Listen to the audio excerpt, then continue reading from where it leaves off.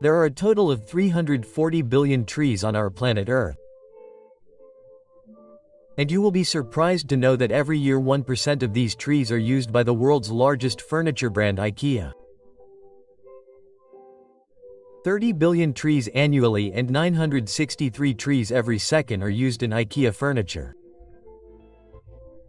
But who would believe that IKEA's billion-dollar business empire actually started with just a few matchboxes? How did this weakness of a child who could not even remember the names of things become his strength? Once again, flattery in ZMTV's videos. Nazreen, this child's name was Ingvar Kamper, who started his first business at the age of just 6 years. His family saw that this child was very different from others and he had the ability to do business. His grandmother gave him 88 Swedish cents with which Ingvar bought 100 matchboxes. To encourage him, his first customer was also his grandmother, who bought a matchbox from Ingvar for 3 cents. People in the neighborhood also bought matchboxes from him, and thus his first investment grew 3 times to 3 Swedish krona. It was not much, but this experience created a passion in Ingvar to buy things at a low price and sell them for more money. In his growing age, when children are busy with their own things, Ingvar sold various household items, and every time he doubled and tripled his investment and did not waste money but invested the profit back. When he was sent to school, he was found to have symptoms of a strange disease. In this disease called dyslexia, there is difficulty in reading and remembering. Apart from studies, Ingvar also kept his shop running in school. He used to sell things like pens, watches and belts to his classmates. He even earned the first big profit of his life by selling 500 pesos in school. When Ingvar completed his graduation at the age of 17, his father gave him money as a gift to register a trading company.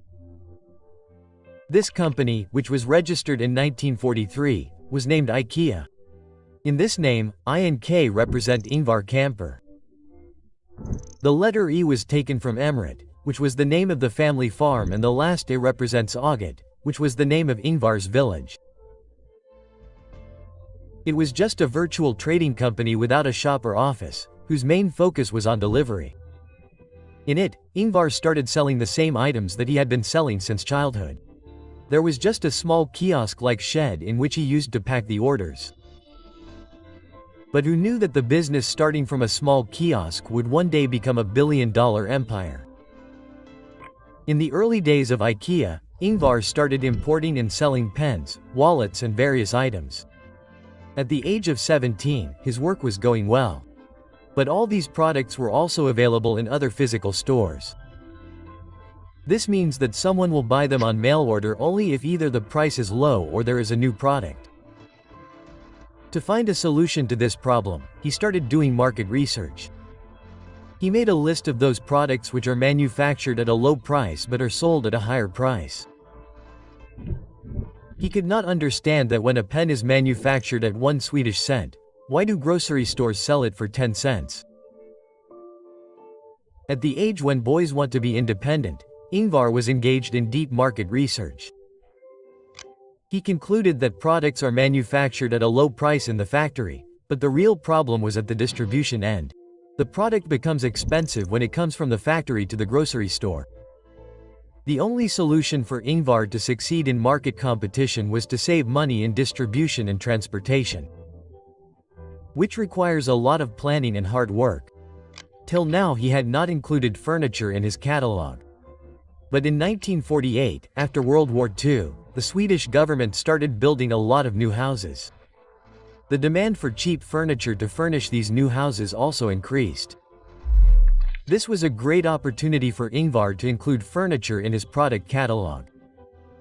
Slowly and gradually the sales of his furniture surpassed other products. He started buying cheap furniture from local manufacturers and selling it at a profit. As you know, Ingvar had a disease called dyslexia.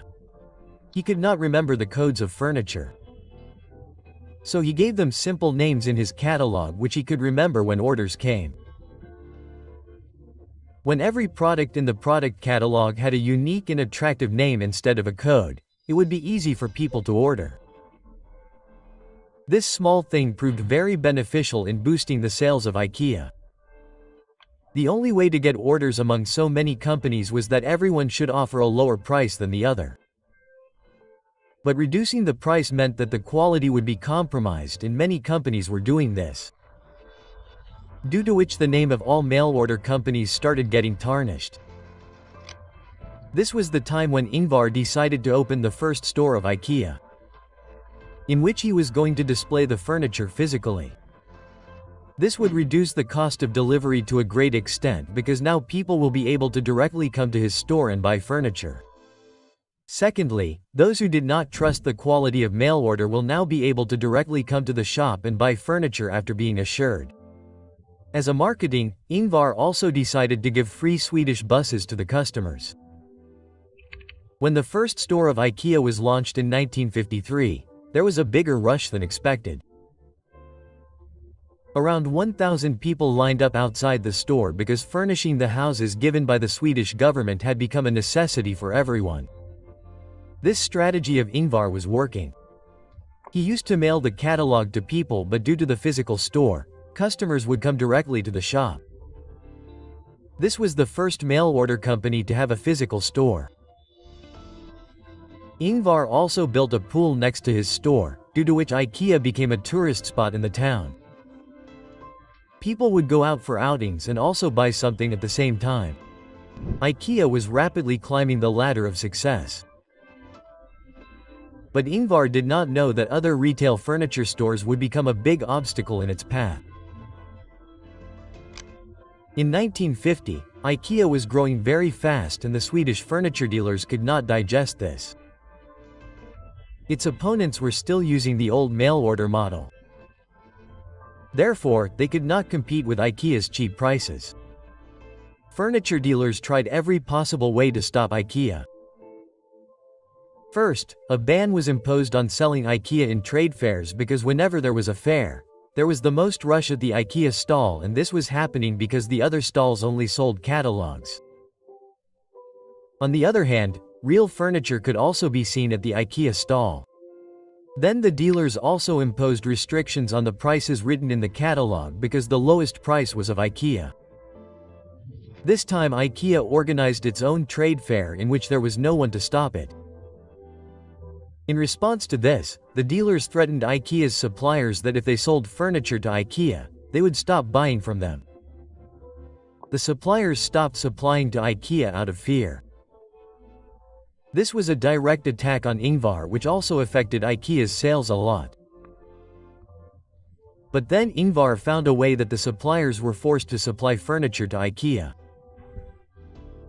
Where other retailers used to pay the suppliers in 3 months, IKEA announced that it would pay in just 10 days. Due to this, the suppliers started supplying to IKEA secretly in the dark of the night. Meanwhile, IKEA also got its own designs made and also got wooden chairs made from Poland, which was not even in the imagination of other retailers. In this way, instead of weakening IKEA, the boycott made it stronger and it escaped every attack of its opponents. One day, an IKEA employee noticed that a customer was trying to fit a table in his car. But the table was not fitting. He suggested that why not remove the legs of the table. This idea changed the future of IKEA. The legs of the table could be easily removed and put back, and Ingvar immediately made this idea the backbone of his business.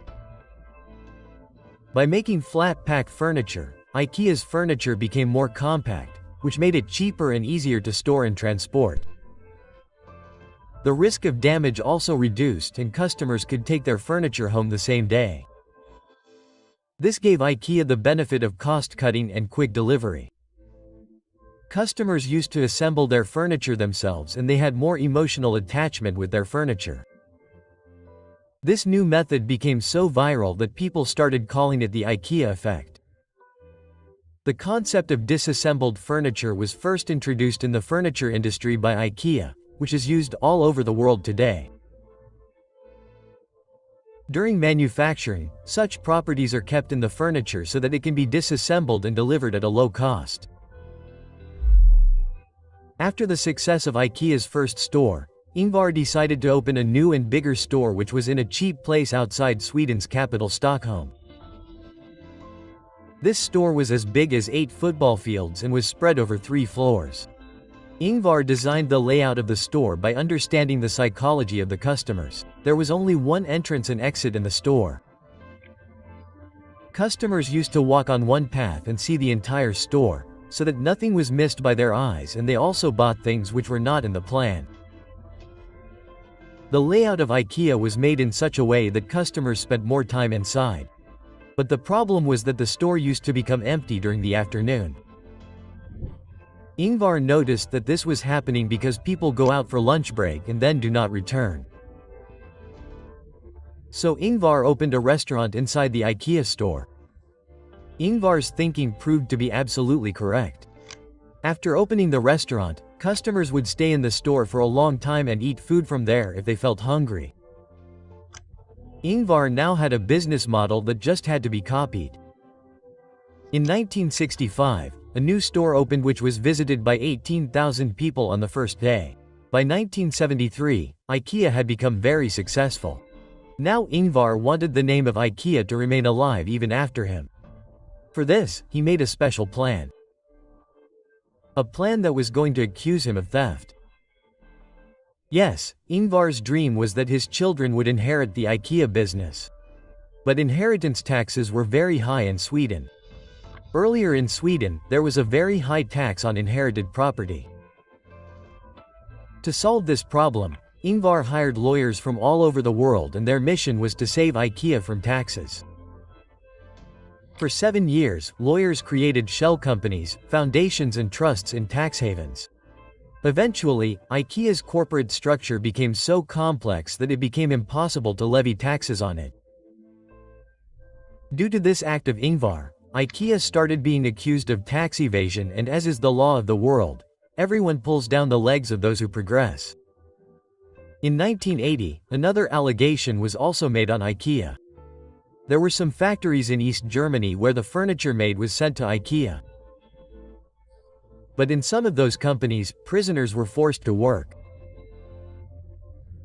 People started blaming IKEA for this. Later, when this allegation was proved, the management of IKEA wrote a public apology and apologized to the people. In 1990, more than 70 new stores of IKEA were opened, and in 2008, IKEA became the world's largest furniture company. In 2018, Ingvar Kamprad left the world at the age of 91 years. Today IKEA has 473 stores across the world, and more than 2,000 new products are launched every year.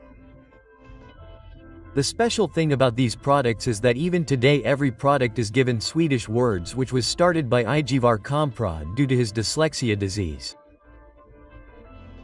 Hope you will like and share this video of ZMTV a lot. Thank you very much for your loving comments. See you in the next great video.